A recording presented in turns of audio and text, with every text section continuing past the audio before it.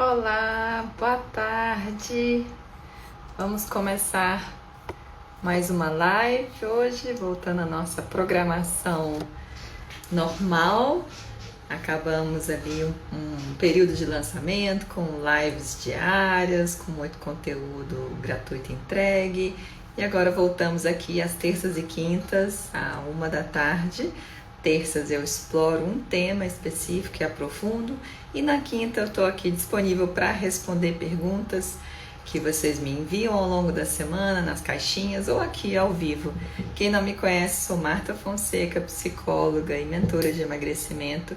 Eu ajudo mulheres a emagrecerem até 12 quilos em 12 semanas, num programa de mentoria de forma leve, porque esse é o meu lema: para a gente emagrecer é preciso ser leve, que o processo seja simples, seja fácil, seja até gostoso, tranquilo, porque só assim vai ser sustentável, vai ser mantido ao longo do tempo e você não vai mais entrar naquele ciclo de promessas, frustrações, críticas, culpa, e aí, né, todo aquele esquema pesado que a gente já conhece, que leva ao efeito sanfona, porque você se cansa, não quer mais saber daquela dieta, daqueles hábitos saudáveis que são difíceis, ruins, é pesado, é sofrido, e aí você não quer mais, e até um ato saudável, né, não querer mais.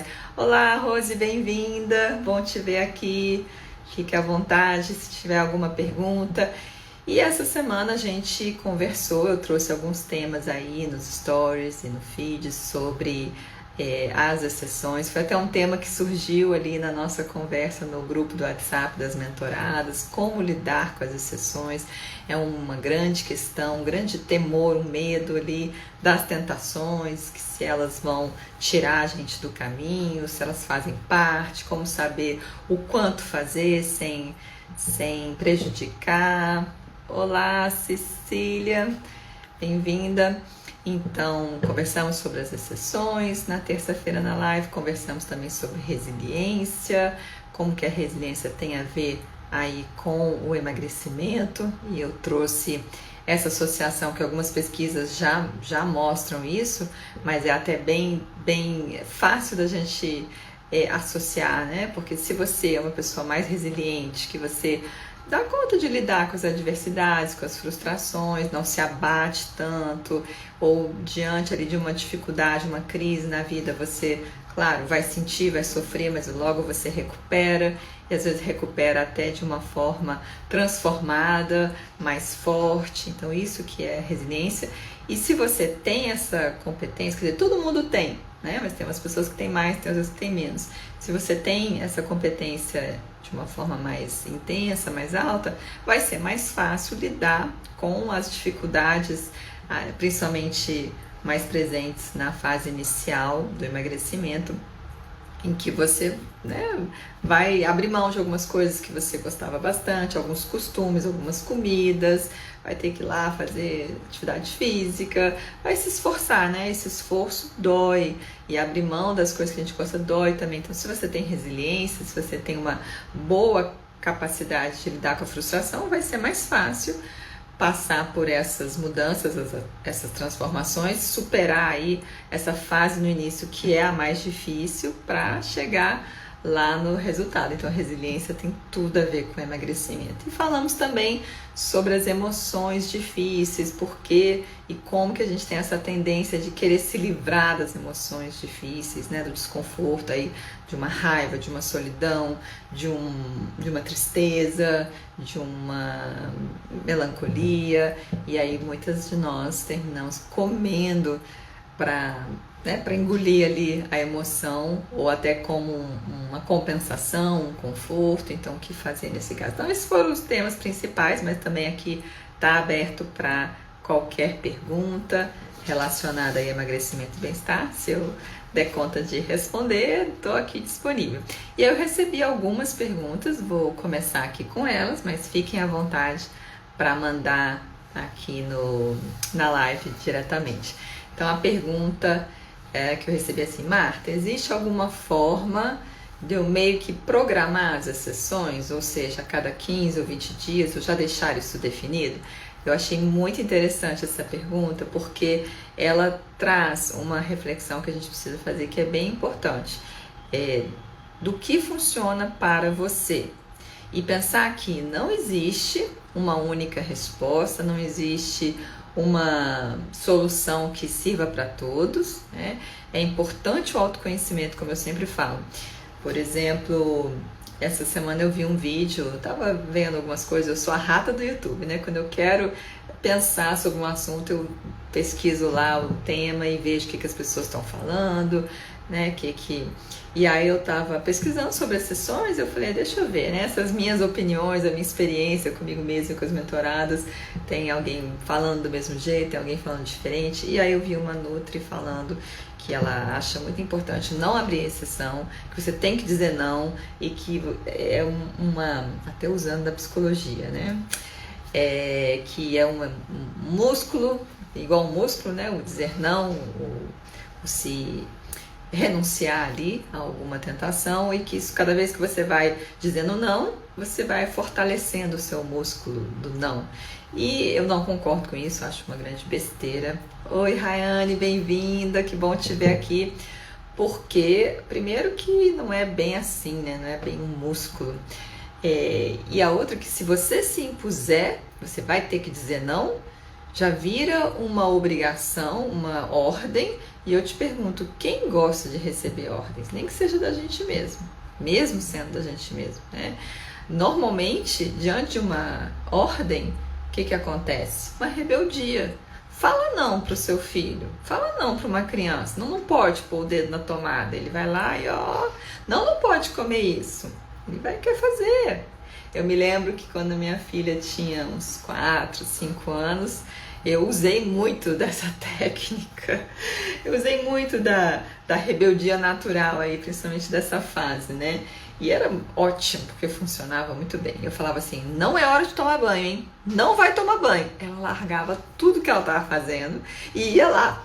E ela ia olhando para mim e rindo, porque ela sabia que eu estava brincando e virava uma brincadeira, mas é exatamente isso. Mostra o quanto que nós não gostamos de imperativos, de proibições, de ordem, né? Aí no caso da minha filha eu falava, olha, agora não pode sair do banho. Porque criança é isso, né? Não quer ir pro banho, depois não quer sair do banho. E ela saía correndo rapidinho, me rindo, me desafiando.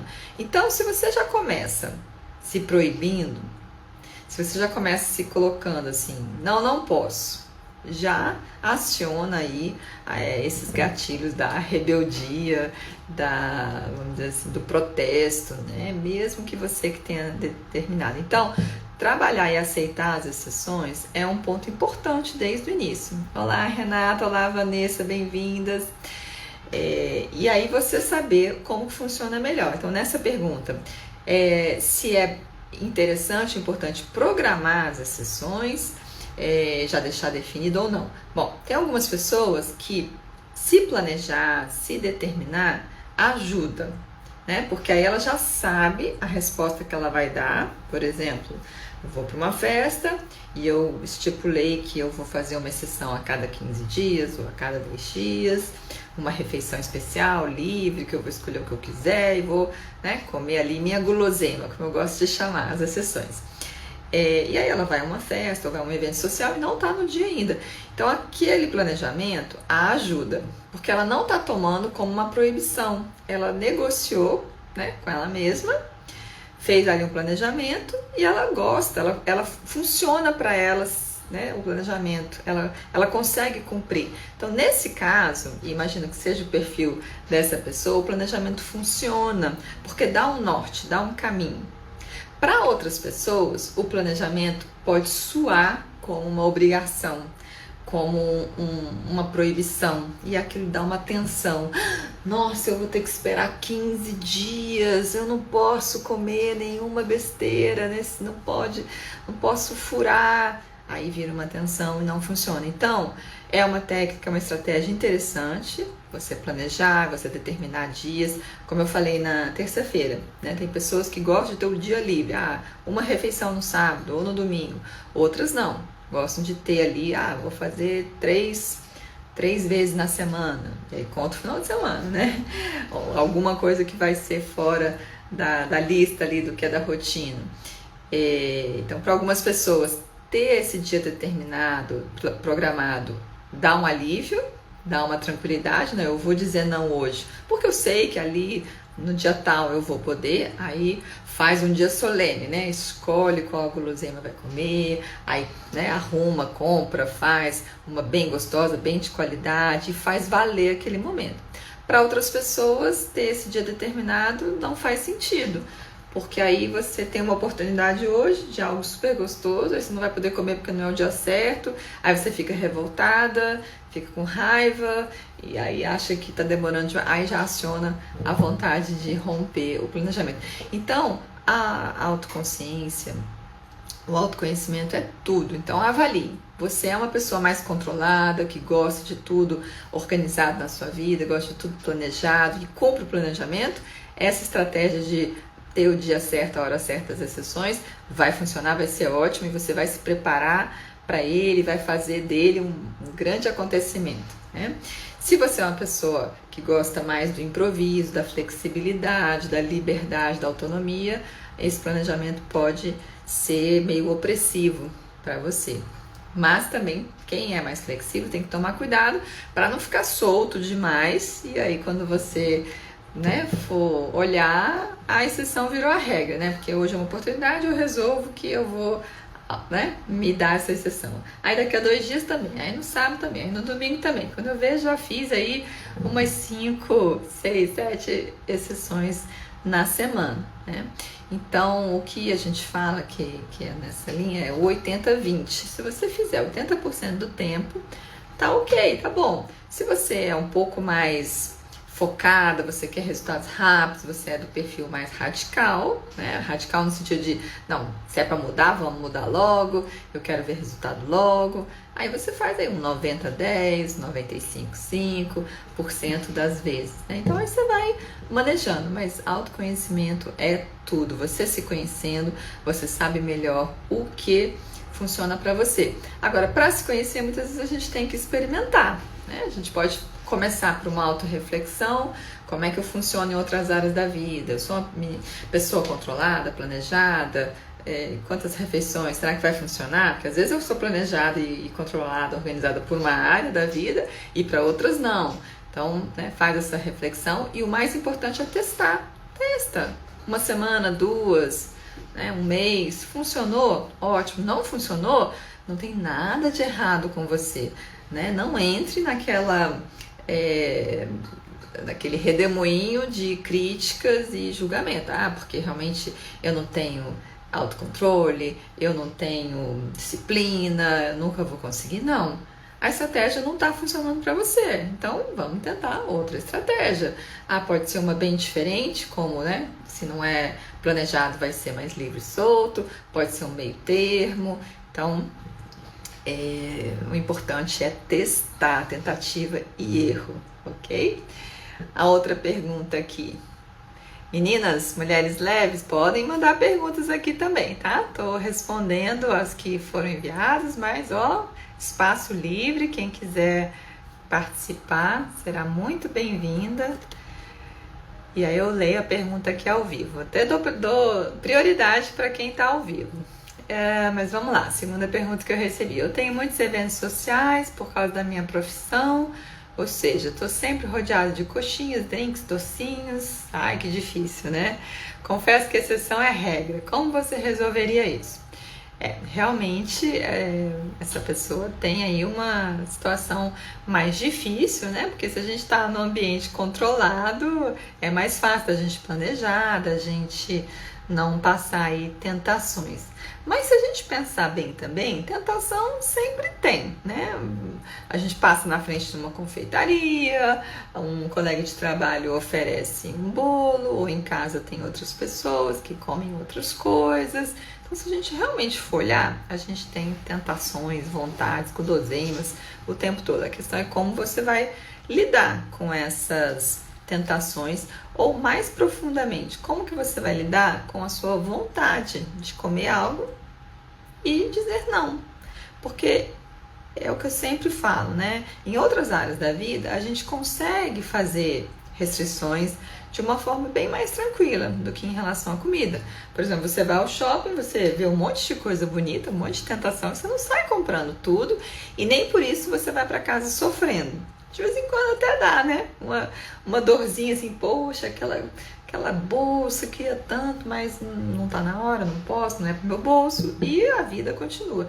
Mas com comida a gente tem uma dificuldade, e claro, né, nós que somos ou passamos por fases compulsivas e de comer exageradamente, e que temos uma relação complicada com a comida, é difícil mesmo. Por isso que eu falo, a gente tem que cuidar da relação.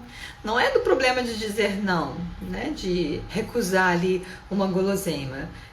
Deveria ser natural, deveria ser fácil recusar em prol de objetivos maiores. Ou porque naquele momento eu não estou com fome, então não preciso comer as coxinhas, os salgados que estão sendo oferecidos, né? Mas a gente tem aquela coisa de não, se tem eu quero comer, se é bom eu quero comer, e se eu disser não, se eu recusar, é um sofrimento, é muito difícil, né?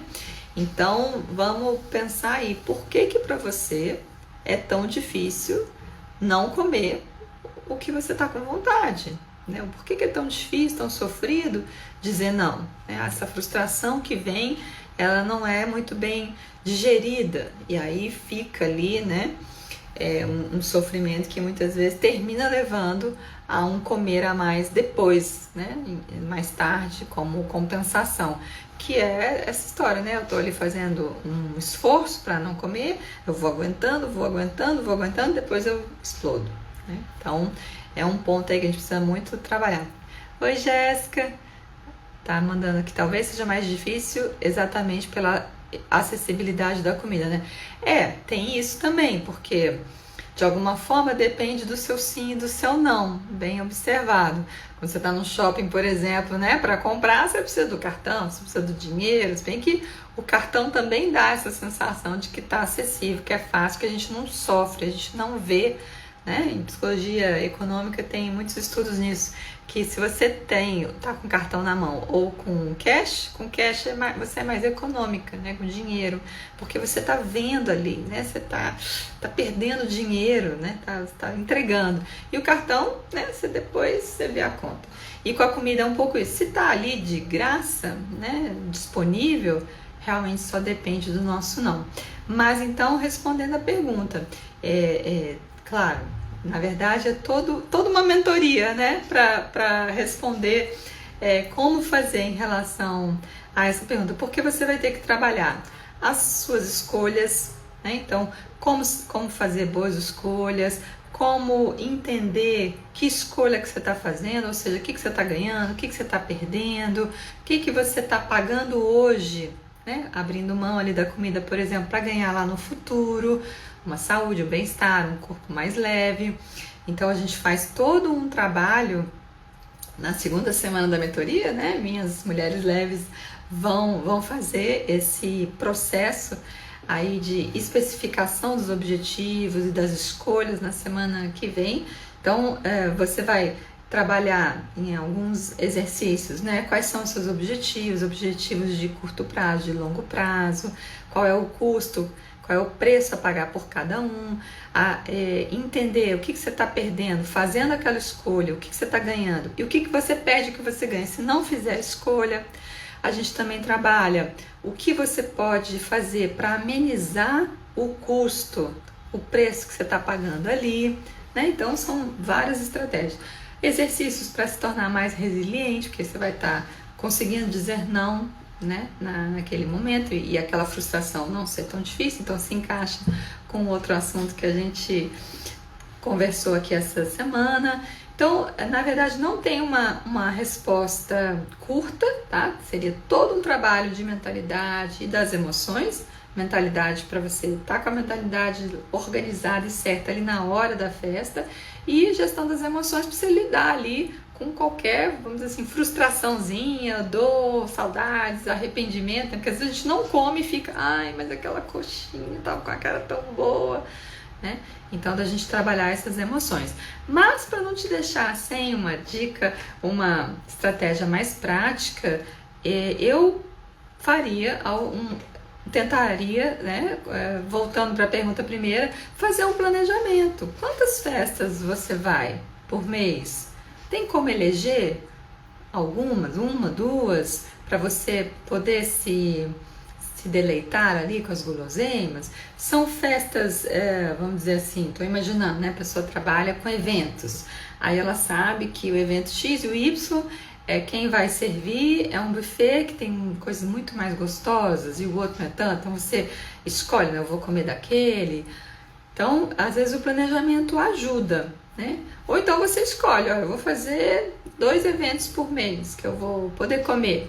E você não determina no dia certo, mas você escolhe, ó, então esse aqui tá com a cara boa, eu tô com fome, vai ser bom, então eu vou comer nesse. Pronto, já gastei um, então vai ter mais um no mês. Então tente negociar com você mesmo, tente já ir para a festa com alguma posição, com alguma organização na sua cabeça, porque o difícil é a gente chegar lá, aí vem a tentação, vem a fome, né, que você tá ali trabalhando, e aí você termina fazendo e não contabiliza, vamos dizer assim, no final do mês, né, já a exceção virou a regra.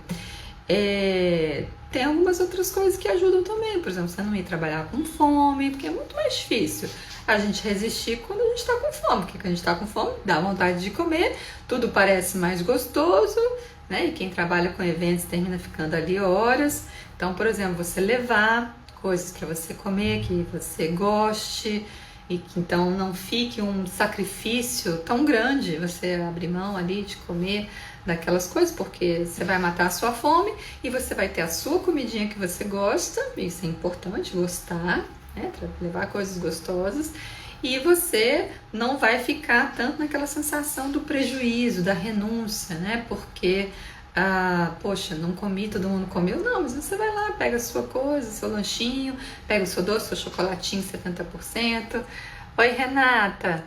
A live vai ficar... Sim, todas as lives ficam no feed do Instagram e as de terça-feira também vão pro YouTube. Não se preocupe se você não puder ficar, tá bom? Então, você, né, se programar, combinar com você mesma, levar o seu lanchinho.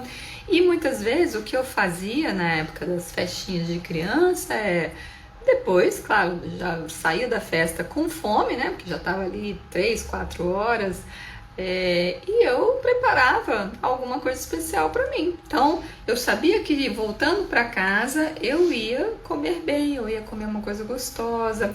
E, gente, depois que vocês começam a conseguir negociar com vocês mesmos, cumprir a negociação, cumprir as escolhas, né? Seguir ali o que você precisa seguir para atingir o seu objetivo, o prazer de ter esse domínio, de estar fazendo bem para você mesma, estar seguindo ali o seu projeto, é uma delícia. Então também tem isso, foca no depois, né? Porque ali naquele momento pode ser difícil de resistir, pode, né? E vai vir uma sensação de perda, poxa vida, né? Não tô comendo essa coxinha que tá com a cara tão boa. Mas quando você sai, você tem esse prazer emocional de que eu dei conta, eu, né, fui forte, consegui, eu tô fazendo por mim, eu tô me cuidando, e aí depois você vai comer bem, vai comer alguma coisa bem gostosa. Então tenha coisas em casa ou passe em algum lugar, compre, se presenteie. Então aí depois você tem uma certa compensação, então tem um calor no coração que você fez bem por você, tá indo em direção ao seu projeto, e você também vai ter o prazer ali de comer uma coisa gostosa e saudável. Então essas são as dicas que eu daria para você. Rose escreveu aqui: em eventos sociais, normal ter bebida alcoólica, que no meu caso abre o apetite. Qual seria a estratégia para se sentir cheia, para poder beber sem beber e carro? Deixa eu ver se eu entendi.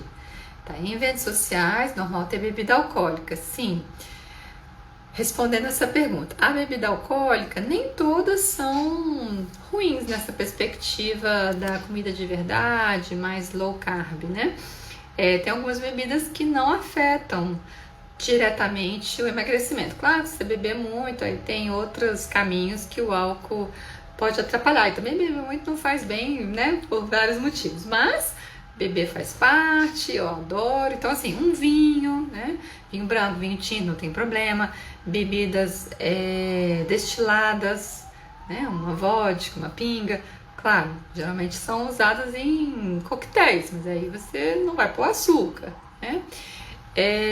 Que mais? A cerveja é que é o grande problema, né? Porque tem muito açúcar ali, tem glúten, como se diz, é um pão líquido e a gente não toma só uma, né? Um vinho você toma ali uma taça, duas, cerveja, ainda mais quem gosta, aí vai, né? Porque ainda mais no calor, geladinho, vira uma refrigerante, né? Uma aguinha. Então, a bebida alcoólica tem essa questão, não tem tanto problema, você pode beber. Agora, o que a Renata está trazendo é que abre o apetite. Qual seria a estratégia para se sentir cheia, para poder bebericar sem comer mal? Aí depende do contexto, né? Mas, por exemplo, você está numa festa, você pode escolher as comidinhas que estão mais próximas da comida de verdade, né? Então, sempre tem uma carne. Num boteco, por exemplo, um frango a passarinho, uma linguiça. Então, por isso que eu falo que não é uma dieta, né? Nessa visão que a gente tem, que, meu Deus, eu vou para uma festa, vou para um bar, não vai ter nada para comer. Não, você sempre acha alguma coisa, né? Um ovo de codorna, uma maionese, não tem problema.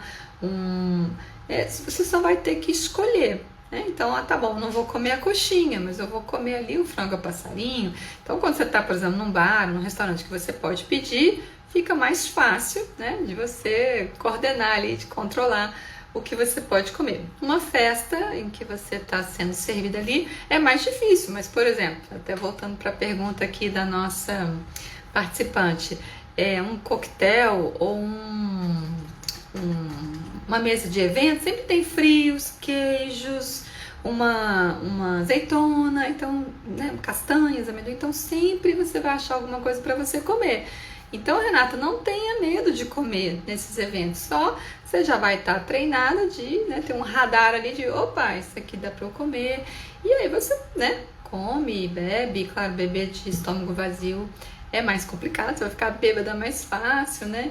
Então, pode comer aí essas coisinhas. Então, também respondendo a pergunta, né, da pessoa que trabalha com eventos, não quer dizer que não possa comer nada, só escolher, né? E, dependendo da situação, sempre leve alguma coisa para você garantir que, se precisar, você corre ali na sua bolsa e tem ali um kit, né? Umas castanhas, uns queijinhos, umas coisas gostosas.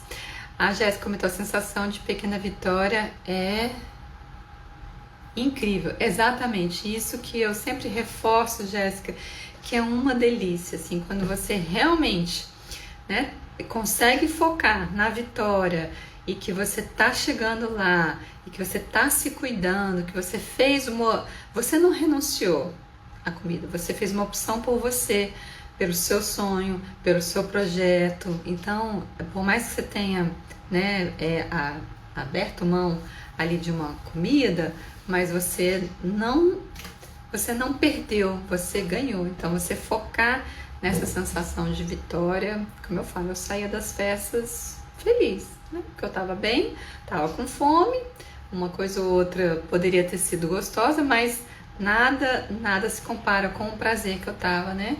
De estar focada, estar cuidando da minha saúde, porque não é só a questão do emagrecimento, né? E chegar em casa ou ir para algum outro lugar e comer bem, comer gostoso, né? Vamos lá para uma outra pergunta, acho que aqui de vocês eu já respondi. Renata, eu entendi sua pergunta. Não, foi a Rose que falou da bebida. Eu respondi sua pergunta ou não entendi muito bem? Se precisar de algum detalhe, só colocar aqui. Tem uma outra pergunta. Como você definiria um momento de exceção inteligente e estratégico? Acho que essa pergunta a gente já tocou de alguma forma, né? Como eu falei, você fazer essa auto-observação, tomar essa consciência, saber o que funciona para você, como que você quer agir, qual é o seu plano da semana ou do mês, né? Não, então esse mês eu vou experimentar com métodos de planejamento. Ah, não deu certo, agora eu vou tentar ser um pouco mais flexível. Então isso é estratégico, né? Estratégico é você ter uma linha de ação, ter um posicionamento, ter escolhas, fazer teste. Não quer dizer que vai dar certo necessariamente, né? Como se diz, nenhum plano sobrevive ao campo de batalha, né? O planejamento, ele é feito para ser quebrado, né? Mas ele serve, é feito para ser quebrado no sentido de que nunca vai dar 100% certo, porque tem imprevistos, porque a gente não avaliou bem todas as variáveis, né? O planejamento é uma adivinhação do futuro, e se a gente conseguisse mesmo adivinhar, estava perfeito. Então, ele nunca vai ser seguido fielmente, mas ele tem uma função muito importante, porque ele organiza suas atitudes, seu pensamento, suas reações, e mesmo quando alguma coisa, né, vamos dizer assim, dá diferente, você, com jogo de cintura, com uma flexibilidade, você consegue fazer os ajustes no planejamento e seguir adiante e chegar lá, né? Mesmo que tenha é igual um GPS, você põe um GPS lá, aquela linha ali que o GPS montou, necessariamente todas as vezes que a gente, né, for usar, vai passar por, né, todas as ruazinhas que ele marcou? Não, às vezes tem ali um engarrafamento, ele desvia, tem um buraco, ele vai desviar, tem uma obra, mas chega, né? Mas o planejamento foi importante. Então, ser estratégico é por aí. E inteligente também nesse sentido, né? E interessante essa palavra, a gente pensar na inteligência emocional, né? De você negociar aí com as suas emoções, ver como você reage, quais são os gatilhos e exercitando o autoconhecimento, porque aí você sabe melhor do que ninguém o que funciona para você e como agir. Se você está agindo de uma forma que não está dando certo, tente de uma outra forma. Não se julgue, não se culpe, você só precisa aprender como que vai funcionar para você, tá? Aí a gente vai aqui para outra pergunta. Por que engolimos as emoções? Que aí tem até a ver com isso que eu tô falando agora, né? Que se não tá dando certo com você, você tá, por exemplo, engolindo as emoções, não se culpe, não se julgue, tente entender aí o que tá acontecendo. Por quê? Então, respondendo a pergunta, nosso ego, né? Nosso eu, nosso psiquismo, ou nosso ser está programado para evitar o sofrimento, né? Freud e vários outros teóricos trazem muito claro isso, né? O nosso funcionamento é de procurar o prazer e evitar a dor, porque é uma questão até de sobrevivência, uma questão evolutiva, né? Então, se a gente encosta a mão numa coisa quente, a gente vai tirar a mão. Se alguma coisa está nos fazendo mal emocionalmente, teoricamente a gente deveria se afastar. Às vezes a gente não se afasta porque aí já é a nossa neurose, né? Enfim, aí são outras 1000 questões que a gente pode pensar. Mas se a gente está ali com alguma emoção difícil, desagradável, a tendência nossa é, vamos dizer assim, nos livrarmos daquela sensação, e isso é saudável até um certo ponto. O problema é que, seja pela nossa falta de educação emocional, que a gente não tem em casa, não tem na escola, o que eu chamo de educação emocional? Que é até um tema que está sendo discutido, está sendo levado para as escolas, né? Já que em casa às vezes não acontece, a escola termina entrando. Porque as crianças, né, ou a gente não aprende a lidar com o medo, com a frustração, com a tristeza. O que normalmente os pais fazem? Os pais, as babás, as avós, quem cuida? E não é culpando eles, é porque eles também não sabem fazer, né? É uma atitude geralmente de se livrar, né? Por exemplo, você tá chorando, para de chorar, menino. Se tá, né, triste, frustrado, não, vamos ali tomar um sorvete, toma um bombom aqui, uma água com açúcar que vai resolver. Se tá com raiva, manda engolir, né, Então a gente aprendeu que o resolver aquela situação desconfortável é se livrar dela. Isso está mais intenso ainda nos tempos atuais, porque a gente tem essa sociedade do imediatismo, sociedade do prazer, tem vários termos que estão sendo usados, né? Em que a gente não tem muita tolerância com as emoções difíceis, né? A gente quer estar sempre bem, sempre instagramável, né? Sempre feliz, sempre com uma vida perfeita. E aí as redes sociais também reforçam isso, né? Porque, claro, todo mundo só mostra a parte boa, os momentos felizes, então a gente acha que só a gente é que tá mal e a gente quer se livrar daquilo que a gente não sabe o que fazer. Então, entre se livrar, ou na verdade, entre resolver aquela situação de desconforto, né, pra gente não sentir, pra gente e se livrar dessa forma assim, né, cortar de uma vez, existe um espaço aí de opções, né? Então, não tô dizendo que a gente tem que, não, tô deprimida, tô triste, eu vou ficar aqui. Tudo bem, tá ótimo. Não, é desconfortável a gente, né? Mas o processo tem que ser, vamos dizer assim, não de negar essa emoção, né? Então eu vou, tô triste, não, vamos sair, vamos fazer, vamos ficar felizes, vamos comer alguma coisa, vamos comemorar. Né? Então você termina negando aquele sentimento difícil. Então tá com raiva, tá chorando, para de chorar, para de ter raiva, controle-se. E o convite, né, o caminho é você primeiro. Então, aceitar a emoção ruim. Aceitar no sentido, eu tô triste, eu tô com raiva, eu tô magoado. Entender o contexto, o porquê, o que acionou ali, qual foi o gatilho, mas o gatilho não é o suficiente, muitas vezes traz coisas antigas nossas.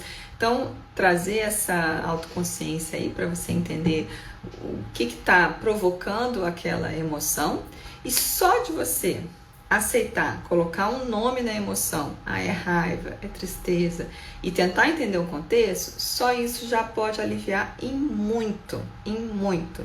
Então, em vez de você cortar, né, numa atitude assim de fingir que nada está acontecendo e eu vou dar conta, e aí termina muitas vezes comendo para, né, engolir uma raiva, uma mágoa, uma tristeza, você vai se relacionar com aquele sentimento ruim, né? Não é aceitar, tudo bem, agora eu tenho que ficar triste. Não, você vai, né, ter ali uma conversa com você mesmo, com aquela emoção.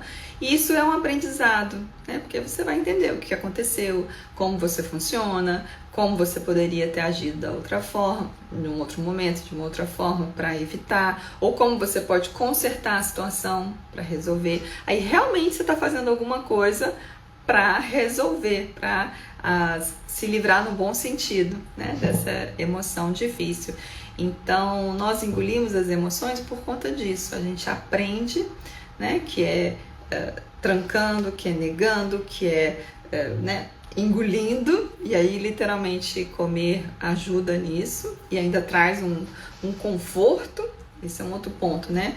A comida na nossa história, na nossa infância, ela traz momentos de proteção, de cuidado, de alívio, né? Porque um neném, uma criança não distingue muito bem uma fome de um mal-estar, uma ansiedade, uma angústia, né? Então, quando você come, dá aquele alívio gostoso. Então, quando a gente cresce, a gente termina muitas vezes buscando esse alívio para coisas erradas, vamos dizer assim, né? Então eu tô angustiado, eu como achando que vai me aliviar, mas não, a comida só alivia a fome, mas traz ali um momento em que deu uma sensação boa de alívio, de conforto. Então eu busco aquela estratégia que no passado funcionou. Então por isso que a gente tem mesmo uma tendência para engolir a comida, e é reforçada por esses comportamentos socialmente muito comuns, como eu falei, né? De estar triste, vamos sair de tomar um sorvete, te magoei, toma aqui um bolo de chocolate como pedido de desculpas, tá nervosa, toma uma aguinha com açúcar. Então a gente vai reforçando aí esse automatismo de buscar na comida uma forma de lidar com as emoções difíceis. E o que a gente tem que aprender, que é o que a gente faz lá na mentoria, é o que você faz numa terapia, por exemplo, é a lidar com as suas emoções difíceis, a saber o que fazer com elas de uma outra forma que não seja só engolindo. Nosso tempo está acabando, deixa eu ver se tem mais alguma pergunta aqui. Aqui tem mais uma, então vamos fazer mais essa assim, como me tornar mais resiliente? Isso é ótimo, né? Eu coloquei que deixa eu ver, apareceu que tinha uma pergunta, que a resiliência ajuda num processo de mudança, né? Porque a gente lida melhor aí, por exemplo, com esse momento. Tô numa festa, tô num evento e eu vou abrir mão de algumas coisas ali que são gostosas, que me dão prazer. Oi, Renata, obrigada pelo feedback. Que bom! Meu intuito é ser útil, né? Ser prática para vocês poderem aí ter algumas reflexões para ajudar no processo de autoconhecimento, autodesenvolvimento e também prática para colocar ali no dia a dia algumas estratégias para ajudar a mudar. É interessante pensar, né? Que a gente muda a partir da reflexão, do autoconhecimento, e aí a gente consegue se comportar e sentir de uma forma diferente, mas também às vezes a gente se dispondo a se comportar de uma forma diferente, como eu falei, se arriscando, experimentando, fazer diferente, faz a gente pensar, refletir e ter todo esse trabalho da mentalidade das emoções. Então, pode começar de um lado ou de outro ao mesmo tempo. Não adianta só focar no comportamento. Eu vou fazer diferente. Aí fica ali forçando, se obrigando, naquela ditadura consigo mesmo, pesado, mas sem trazer para uma reflexão, para um trabalho da mentalidade das emoções. Então, tendo essa complementariedade, os dois caminhos funcionam, né? Os três, trabalhar a mentalidade, as emoções e trabalhar o comportamento também. Então sobre resiliência, né? A gente ser resiliente é ótimo para tudo na vida, porque a gente vai, vamos dizer assim, se abater menos com as frustrações, com as adversidades, com as coisas difíceis que acontecem. Existem vários caminhos, né, para a gente se tornar mais resiliente. A própria idade ajuda, né? A gente vai ficando mais sábio, mais calmo, ou não, né? Enfim, mas em geral dizem que sim. Mas tem estratégias, tem exercícios que podem te ajudar sim, né? Por exemplo, primeiro, trabalhar com você mesmo a questão das expectativas, porque se eu tenho expectativas muito altas e reais, o que vai acontecer? Eu vou estar me frustrando muito. E aí vai criando uma certa revolta, né? Minha vida não acontece nada de bom. Minha vida só acontece desgraça, porque a vida do meu vizinho, da minha colega é tão boa. Quem tá lá no Instagram só tá, né, sendo feliz. E aí eu crio uma expectativa em relação à vida irreal, porque adversidades, problemas, né, frustrações fazem parte da vida. Então a gente tem que modelar tanto a expectativa ali das coisas práticas que a gente espera que vai acontecer, como essa expectativa mais ampla, a nossa visão do que é a vida, né? Pessoas que são, por exemplo, religiosas ou que têm ali filosofias de vida, normalmente são mais resilientes, porque já tem essa mentalidade de que os problemas fazem parte, as adversidades fazem parte. Então quando chega, não se revolta tanto. Junta as suas forças e encara o problema e aí consegue passar por ele mais resiliente, né? Que é aquela ideia de uma árvore, né? Que dobra e depois volta para o mesmo lugar, e hoje em dia já estão discutindo nas pesquisas de voltar para um outro lugar, não o mesmo, né? Voltar diferente, voltar fortalecido. Então, né, tem um aprendizado, um crescimento com aquele desafio que apareceu. Então, trabalhe as suas expectativas. Qual é a sua visão sobre o mundo, sobre a sua vida? Está tendo uma visão mais, vamos dizer assim, idealizada, utópica, irreal? Então, vamos refazer isso.